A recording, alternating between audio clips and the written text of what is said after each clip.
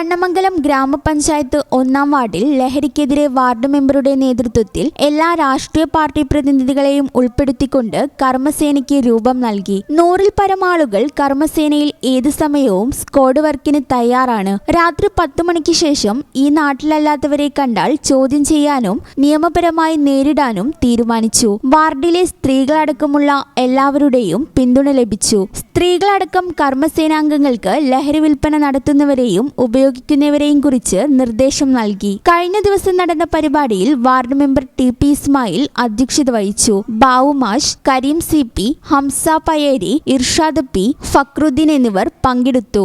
ജീവിതമാണ് ലഹരി എന്ന ആശയം എന്റെ ജീവിതത്തിൽ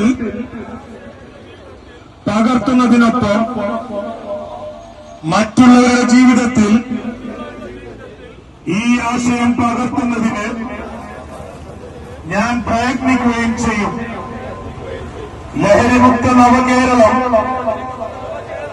പടുത്തുയർത്തുവാൻ എന്റെ എല്ലാ കഴിവുകളും വിനിയോഗിച്ച് പ്രവർത്തിക്കുമെന്നും ഞാൻ ഇതിനാൽ പ്രതിജ്ഞ ചെയ്യുന്നു.